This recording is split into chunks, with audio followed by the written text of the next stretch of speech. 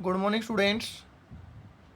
आज हम स्टार्ट करने जा रहे हैं चैप्टर थर्ड, जिसका नाम है pair of linear equation in two variables. ठीक है, ये हमारे आज के चैप्टर का नाम है। अब जैसे हमारा चैप्टर का जो ये नाम है, इसमें क्या क्या चीज़ आ रही हैं उनके बारे में आपको पता होना चाहिए। सबसे पहले बात आती है पेयर, जिसको आप जानते हैं जो युग्म होता है, जोड़ा, उसे हम पेयर कहते हैं। किसका है ये? Linear equation. ठीक है, तो लीनियर इक्वेशन क्या होती है? सबसे पहला पॉइंट वही मैं आपको बताने जा रहा हूँ। लीनियर इक्वेशन क्या चीज़ है? लीनियर इक्वेशन वो होती है जिसमें पावर वन होती है। पावर वन होती है। जैसे फॉर एग्जांपल की बात की जाए 7x+5 इजिकल टू 0, तो यहाँ पावर कितनी है? वन है। x की पावर वन है। अगर पावर वन होगी तो वो लीनियर होगा, पावर टू है तो वो क्वाड्रेटिक होगा, और पावर थ्री है तो वो क्यूबिक होगा। ठीक है, ये सब आप जानते हैं। ये जो मैंने इक्वेशन यहाँ पर लिखी है, ये वन वेरिएबल में लिखी है, क्योंकि यहाँ केवल एक ही वेरिएबल आ रहा है एक्स। लेकिन जो चैप्टर का नाम है linear equation in two variables. ठीक है, वेरिएबल क्या चीज़ है यहाँ पर?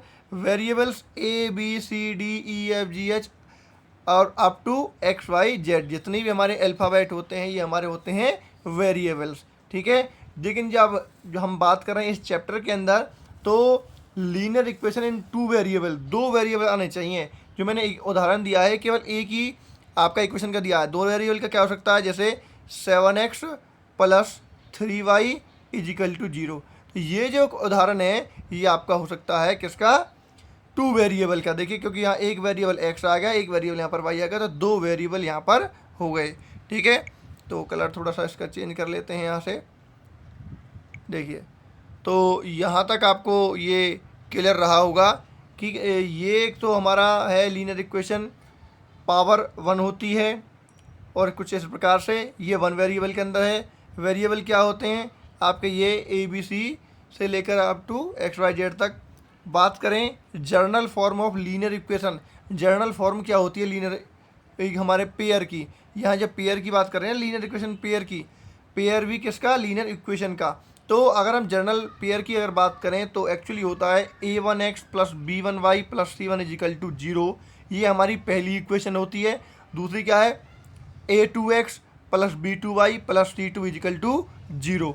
ये हमारी दो इक्वेशन हो गई, और इन दोनों इक्वेशनों का जो ये जोड़ा है उसको हम पेयर हम बोल रहे हैं। लीनियर पेयर का ये जर्नल फॉर्म हो गया। ठीक है, दो इक्वेशन हमारे पास यहाँ पर होती हैं। Where a1 a2 b1 b2 c1 c2 are the real numbers.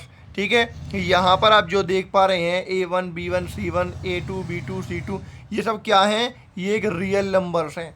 Such that a1 का स्क्वायर प्लस b1 का square does not equal to 0 के। अगर जब कभी इस फॉर्म में कोई इक्वेशन आपको दी हुई है, तो a1 और a2 का जो सम है वो बराबर नहीं होगा, सम का स्क्वायर बराबर नहीं होगा 0 के। उसी प्रकार a2 का स्क्वायर प्लस b2 का स्क्वायर का सम भी बराबर नहीं होगा 0 के। ठीक है, तो ये भी आपको याद रखना है। और इसके अलावा हमने अभी हमने यहाँ पर ये देख लिया कि जो हमारा जर्नल फॉर्म है लीनियर पेयर का, ये तो ये है, और ये आपको याद रखना है। जर्नल फॉर्म क्या होता है? a1x+b1y+c1 इजिकल टू 0, और दूसरा है a2x+b2y+c2, और a1 b1 c1, ये सब ये क्या है? ये सब यहाँ पर आपके रियल नंबर है, मतलब इनकी वैल्यू कुछ भी हो सकती है। फोर्थ पॉइंट है a pair of linear equation in two variable. Pair है लीनियर इक्वेशन का in two variable can be represented and solve by two methods, जो कि हमारे ग्राफिकल एंड एल्जेब्रिकल मेथड। ठीक है, जो अभी हमने उदाहरण दिए हैं, ये आपके थर्ड पॉइंट के अंदर लीनियर इक्वेशन जो हमारी होती हैं, इनको हम दो तरीके से सॉल्व कर सकते हैं। इसको रिप्रेजेंट कर सकते हैं, सॉल्व कर सकते हैं। एक ग्राफिकल मेथड से और एक है एल्जेब्रिक मेथड से। ग्राफिकल मेथड मतलब आपको किस पे? ग्राफ पेपर पे सॉल्व करना होगा, और एल्जेब्रिक मतलब इस प्रकार जो इक्वेशन होती हैं उनका सॉल्यूशन निकालना होता है, एक्सप्रेशन बनानी होती है, वो एल्जेब्रिकल होता है। अब बात करते हैं हमारे क्वेश्चन नंबर ये पांचवा पॉइंट की, जो कि हमारा है ग्राफिकल मेथड, जो कि हमने अभी यहाँ पर बताया था। ग्राफिकल मेथड क्या है? अब ग्राफिकल मेथड के अंदर क्या होगा, मैंने बताया वो ग्राफ पर सॉल्व करना है, तो उसके लिए भी कुछ पॉइंट यहाँ पर आपको याद रखने हैं। सबसे पहला, if the pair intersect at a point, अगर पेयर ग्राफ पर, हमें मान लीजिए कोई ग्राफ इस प्रकार से दिया हुआ है, वहाँ पर कोई दो हमने पॉइंट रखने के बाद कोई लाइन इस प्रकार से हमारे पास आ गई, तो वो कह रहे हैं if the pair intersect at a point then the point is the unique common solution of two equation. ये आपको याद रखना है। अगर ग्राफिकल मेथड पे कोई दो लाइन इंटरसेक्ट कर रही हैं किसी एक पॉइंट पर, मान लो यहाँ पर वो इंटरसेक्ट कर रही हैं, देन दैट पॉइंट, जो ये पॉइंट होगा जहाँ पर वो इंटरसेक्ट कर रही हैं, is the common solution, unique common solution, केवल यही इसका सॉल्यूशन कहलाएगा। ठीक है, तो एक ये बात है। और in this case the pair is consistent, और इसी के लिए इसको हम क्या बोलेंगे, इस पेयर को बोलेंगे हम कंसिस्टेंट बोलेंगे। ठीक है, तो आपको याद रखना है जब भी लाइन इंटरसेक्ट होगी तो कॉमन सॉल्यूशन होगा, यूनिक कॉमन सॉल्यूशन होगा और कंसिस्टेंट होगा। इस पर मैंने देखो डार्क लाइन भी करी हुई है, यहाँ पर इंटरसेक्ट पे देख रहे हैं आप ये वाली। ठीक है, यूनिक पर भी करी हुई है मैंने और कंसिस्टेंट पे की हुई है। इन तीनों को आपको याद रखना है। जब भी आपको इंटरसेक्ट लिखा मिल जाए इसका मतलब यूनिक कॉमन सॉल्यूशन होगा। ठीक है, और यूनिक कॉमन सॉल्यूशन लिखा मिल जाए तो मतलब लाइन जो है इंटरसेक्ट करेंगे ग्राफ पर, और इसके साथ साथ वो क्या होंगी, कंसिस्टेंट होंगी। कंसिस्टेंट से मतलब है संगत होंगी वहाँ पर वो लाइन, क्योंकि एक दूसरे से मिल रही हैं तो सीधी सी बात है वो क्या है, संगत है, मिल रही हैं, जुड़ रही हैं। ठीक है, तो ये कुछ 5 पॉइंट यहाँ पर हुए।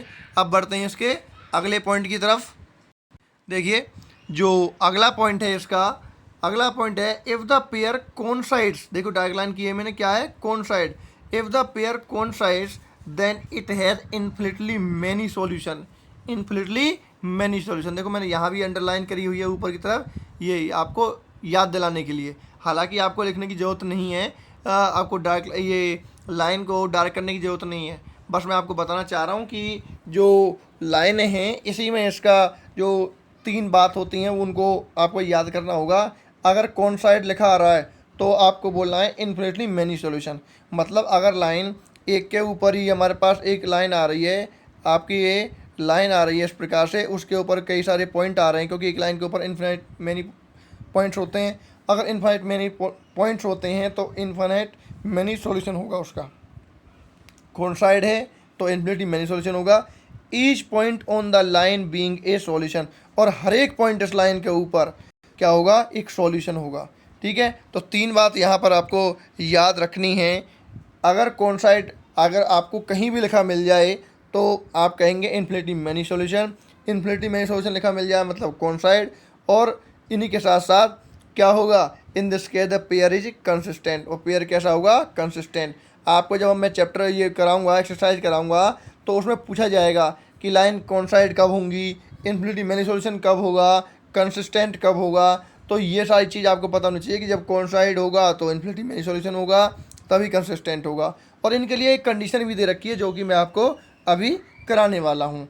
अगला पॉइंट हमारा है, अगला जो पॉइंट है थर्ड पॉइंट इसका, वो देखें if the 2 line are parallel. देखिए अब पैरेलल लाइन की बात आई है, इससे पहले कोइंसाइड की आई है और उससे पहले इंटरसेक्ट की बात आई थी, तो अब बात आ रही है पैरेलल की। इफ़ लाइन आर पैरेलल, अगर ग्राफ पे लाइन कैसी हैं, पैरेलल हैं, then pair has no solution, तो उसका कोई सॉल्यूशन नहीं होगा। क्योंकि जब लाइन पैरेलल जा रही है तो ये कभी आपस में मिलेंगी नहीं, और मिलेंगी नहीं तो कभी इनका सॉल्यूशन होगा नहीं। तो is and is called inconsistent, inconsistent ही इसको कहा जाएगा। तो सबसे पहली आपको बात यहाँ याद रखनी है कि पहले 2 केसेस में मैंने कंसिस्टेंट कहा था, और जो थर्ड पॉइंट है जब लाइन पैरेलल होती है तो नो सॉल्यूशन होता है और लाइन इनकंसिस्टेंट होंगी। इनकंसिस्टेंट का मतलब है वो लाइन कभी भी संगत नहीं होंगी, क्योंकि देखो संगत नहीं होंगी, दोनों अलग अलग हैं, अलग अलग चलती रहेंगी, कभी मिलेंगी नहीं। इसका मतलब ये है इनकंसिस्टेंट का। ठीक है ना, तो आपको बात समझ में आ गई होगी।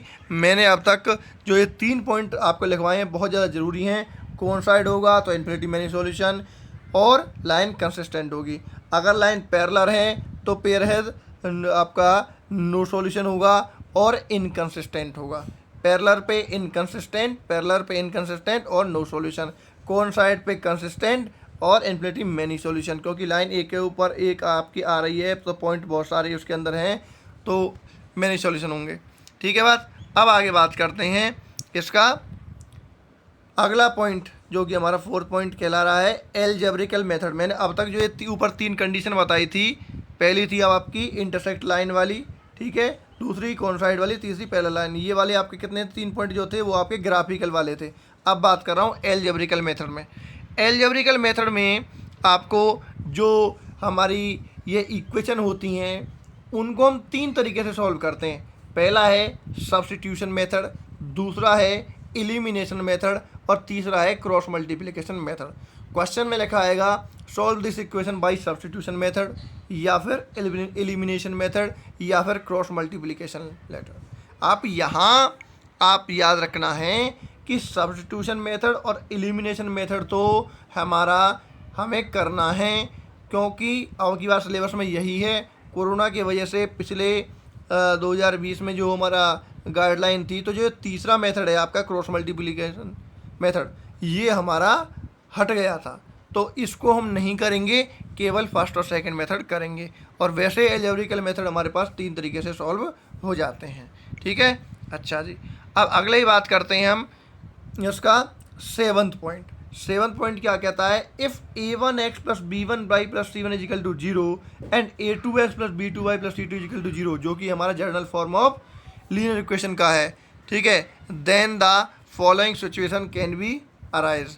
तो क्या होगा, यहाँ पर ये कुछ कंडीशन अराइज हो जाएंगी अगर ये हमारे पास तो जनरल फॉर्म दे रखी है इक्वेशन की, तो ये सिचुएशन पॉसिबल होंगी यहाँ पर, जो कि अब आपको याद रखनी है, जो अब तक मैं आपको बता के आया था ऊपर।